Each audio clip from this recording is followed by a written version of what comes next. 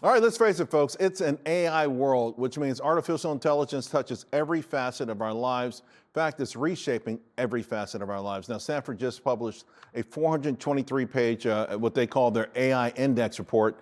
And they talk about model progression, and it's, of course, now actually beating human baselines on some hard coding, right? We're talking science and math tests.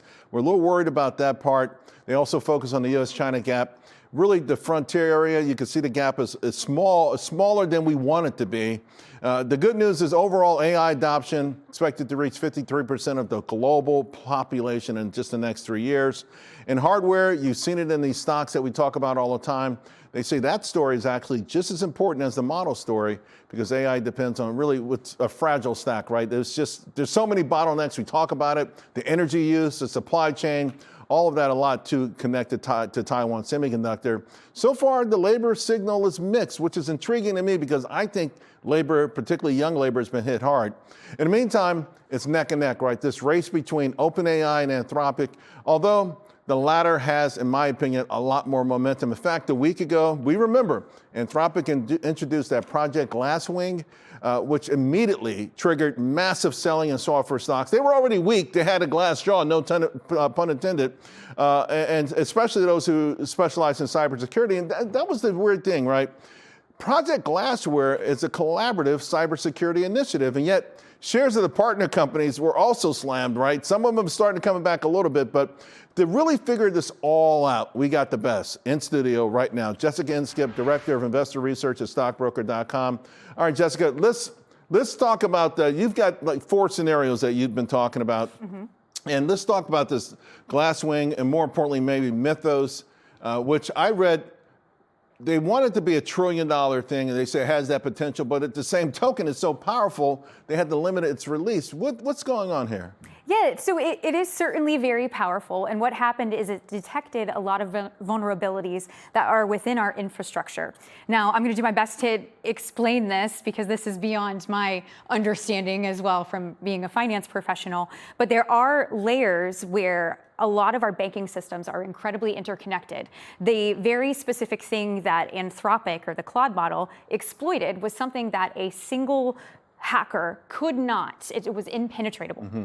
But AI found it very, very quickly. So it's detecting these vulnerabilities, but it's coming together with all of these software companies to find those before the competition releases something. I mean, and you had Scott Bessent, Jerome Powell call, and the banks get on the conference call, and they're saying, listen, we're not even releasing the full version of Mythos right now because it's just that powerful. Absolutely, and if we think about what's happening in Iran, in modern warfare, it's data centers are being attacked, so this could be a component of it. So it's very, very important that we have a secure infrastructure, right, but it's also very, very important that we understand these models and that we protect them, and anything that is a bottleneck with artificial intelligence is an opportunity in the stock market. You've been talking about that. We're going to get to some more of them, but before we go to move on to the next scenario, CrowdStrike, Palo Alto, Microsoft, Cisco, Fortinet, these are names that you think should be ultimately beneficiaries. I want to move on to Agentic, right? Because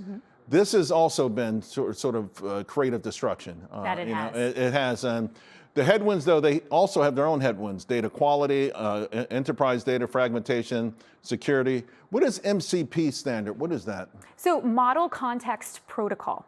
So if you have Claude or you have a model, you want to connect data to it. We need very good data. So for example, I connect Morningstar to mine, financial models. There is even trading now that's emerged. So TradeStation, Tradier, you can connect very different data sets to your agent. So that's also why previously on your show, we were talking about data companies, LSEG, that's why CME Group could be a beneficiary. This is Morningstar is on there as well, facet that we've talked about before. And these are names that have been under tremendous pressure because of the SaaS meltdown in software, but you saying ultimately they could be beneficiaries.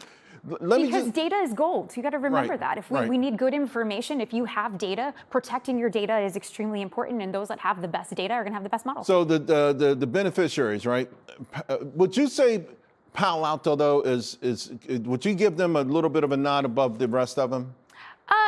I I'd give it slightly a bit. What I do think is interesting, though, is Microsoft from Right. an enterprise solution, because it has more across all of these themes that we're seeing, which actually surprised me as well, because I thought Microsoft was done with the ChatGPT. But with enterprise AI adoption and the way that it's setting up the infrastructure for enterprises, and also with cybersecurity is very important. All right, talk about sizzling. These optic trades, I love them. Oh my God, I got out of some too soon and got back in. It was okay. Okay, they've got their own little headwinds as well, in terms of supply and cooling gap and things like that. But in the interest of running out of time, I want to bring up the buys here that you like as potential buys, because these are names we talk about a lot. We just mentioned Marvell earlier in the show. Any of them stand out the most to you? I do like Lumentum and Coherent because of the integrations I already have with NVIDIA. And so that's going to show us a proof and a use case that's going to translate into revenue already. So the bears, over the weekend, one of the bears wrote, these are only up because of temporary bottlenecks. They have visibility out for like 3 or 4 years now, don't Absolutely, they? those are real bottlenecks. We have to have data. We have to talk to that data. Copper is how data talks to each other. So we want to speed that up. It's ever increasing and compounding. The way to do that is photonics via light, and those are your solutions. All right, quickly, analog. We'll go straight to the buys. Yes. Because we got less This is than a minute. arguably the newest one and probably the most important. So it marries two things. One, there is a big trend of just going analog, not wanting to sell your data. So that's taking over social media and localized just from a consumer perspective. But the EU AI Act is actually becoming enforceable as of August 2026. It's risk layers, which essentially means if you have you're a company in Germany that does medical devices, you upload your medical history to somewhere off. Qualcomm, AMD, Dell, Western Digital, and Lattice Semi. Absolutely. Jessica, There we thank are. you so much.